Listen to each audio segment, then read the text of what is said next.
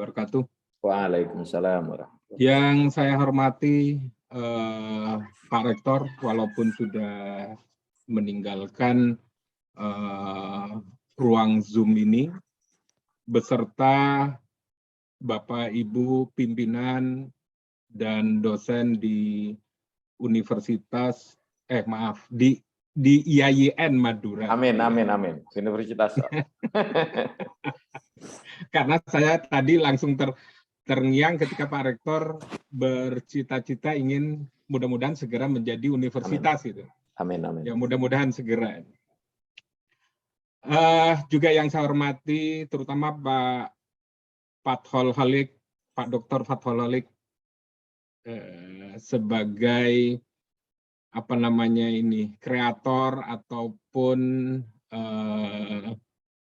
yang melahirkan Pusat Kajian Psikologi dan Pendidikan di IAIN Madura, serta teman-teman yang berada di kelompok pusat kajian ini. Juga yang saya hormati Bapak, Ibu, adik, teman-teman yang ikut kegiatan webinar pada pagi ini. Semoga dalam keadaan sehat walafiat. Semoga apa yang kita lakukan hari ini mendapatkan ilmu barokah dari Allah Subhanahu wa Ta'ala. Baik, kalau kita berbicara, mungkin saya share screen dulu ya.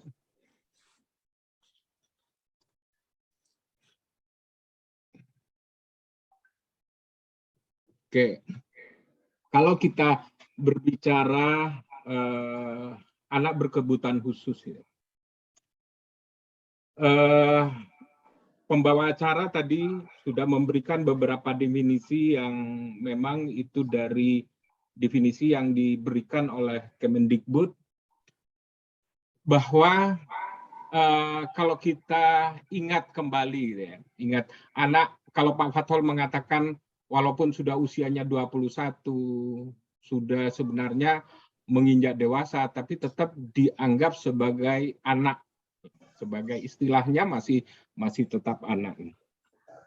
Saya malah teringat mulai tadi, apakah ini terjadi, apakah hanya di Indonesia, perubahan-perubahan penamaan, perubahan-perubahan istilah gitu, yang disematkan kepada sesuatu ataupun sekelompok orang. Jadi ada perubahan-perubahan. Misalkan begini, kalau zaman saya masih anak-anak dulu, saya kenal namanya wanita tunasusila. Ya. Wanita tunasusila. Tapi sekarang WTS itu sudah tidak digunakan lagi. Tapi menjadi, kalau tidak salah sekarang apakah ada perubahan lagi, saya kurang update. Menjadi wanita harapan. Apakah saya pernah mendengar, membaca ada perubahan ke sana. Ada yang terbaru lagi, menurut saya terbaru gitu. Kalau kita mengenalnya adalah orang gila. Ketika ada orang yang jalan ketawa-ketawa di pinggir jalan gitu ya, sambil jalan mungkin juga ada yang telanjang, kita katakan itu orang gila. Tapi sekarang sudah tidak diperkenankan mengatakan itu orang gila.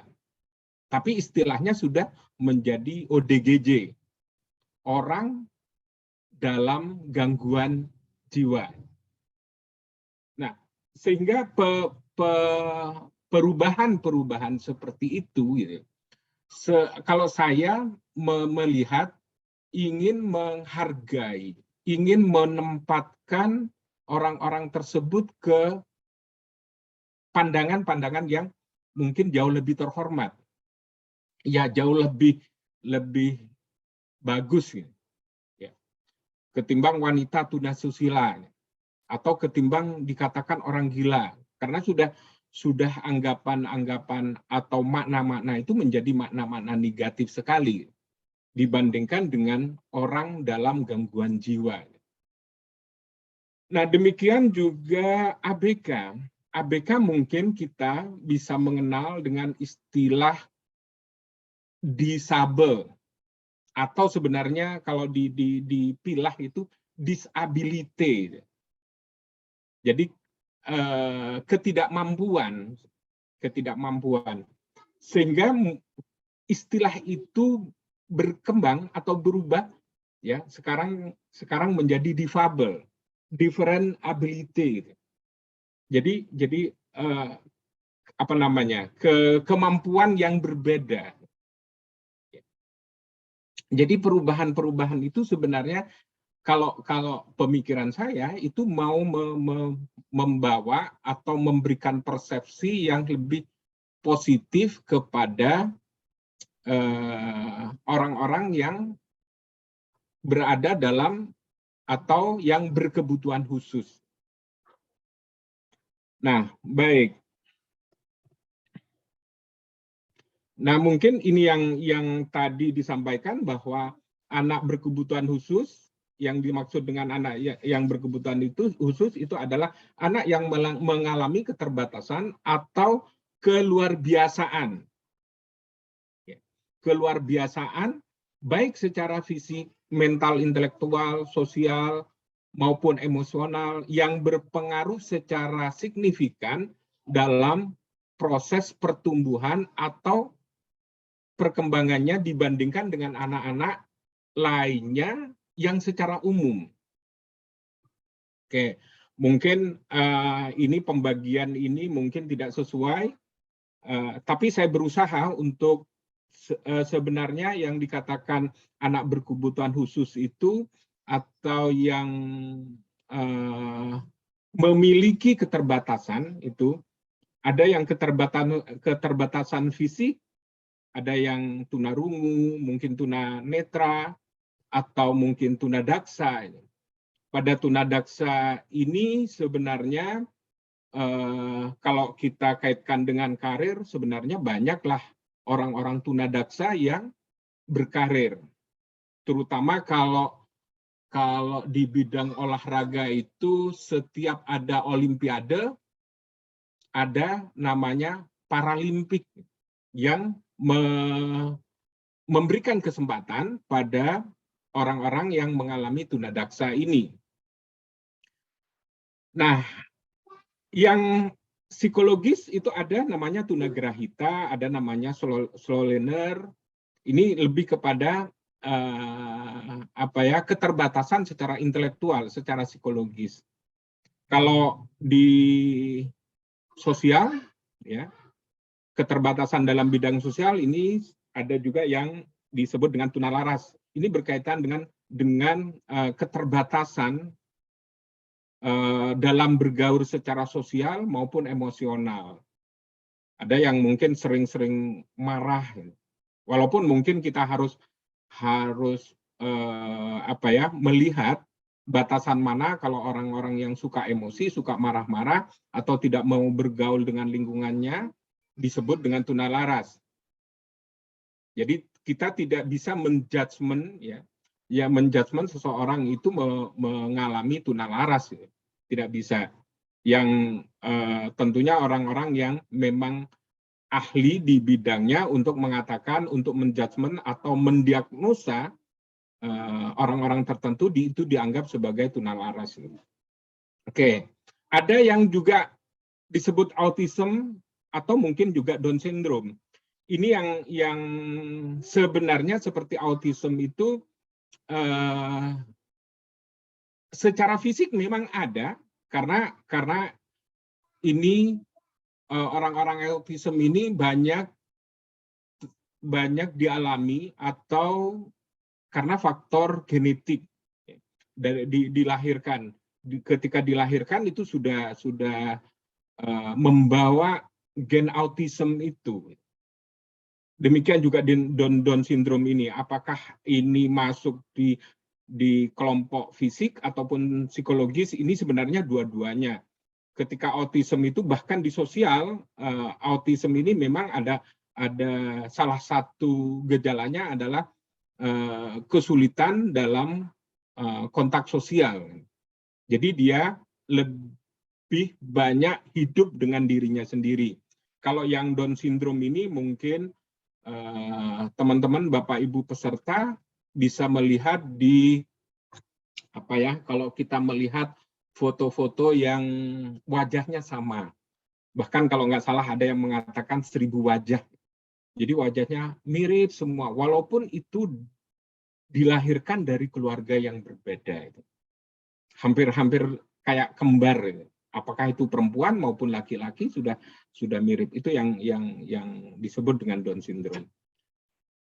Nah, ini saya ingin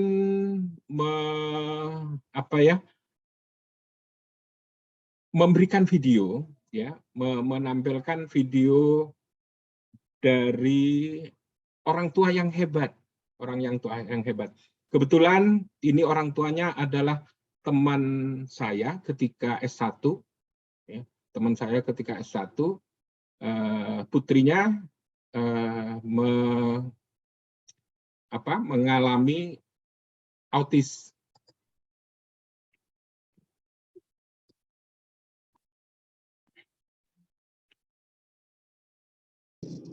Suaranya kedengaran Pak Fatul ya?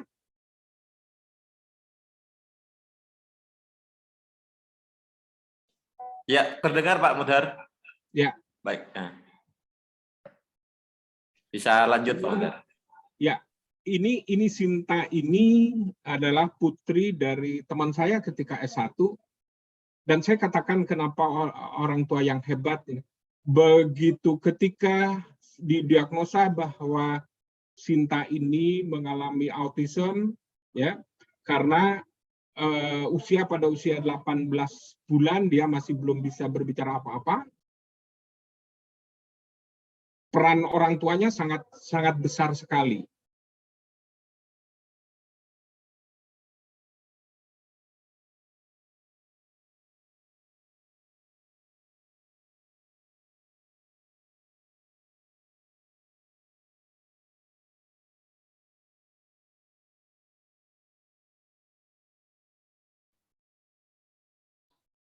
Halo? Ya, Pak. Oh, ya. Silakan lanjut, Pak. Ini suaranya dari YouTube-nya kedengaran ya, Pak ya? Belum ada, Pak. Coba di lagi. Oh ya, sebentar.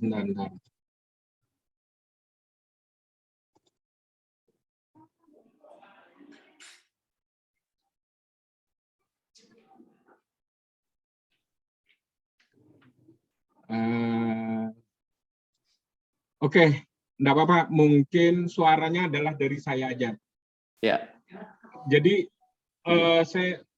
saya ingin menyampaikan bahwa peran orang tua ini sangat besar, ya, untuk memaksimalkan potensi yang dimiliki oleh putrinya, ya, sehingga orang tuanya ini mencoba mencari potensi apa yang bisa dikembangkan dari si Sinta ini.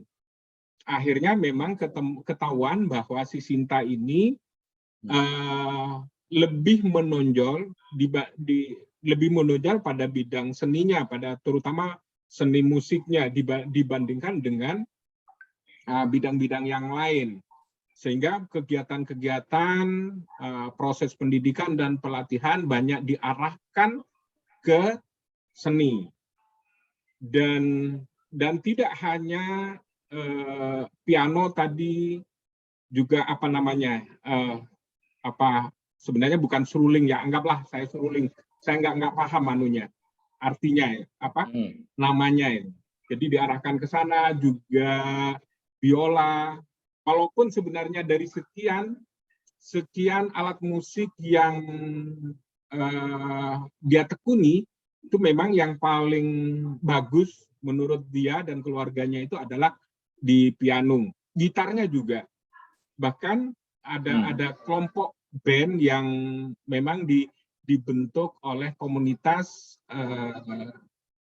orang tua yang memiliki ABK.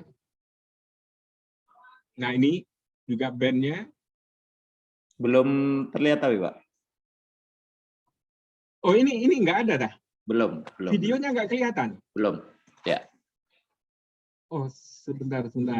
Ya.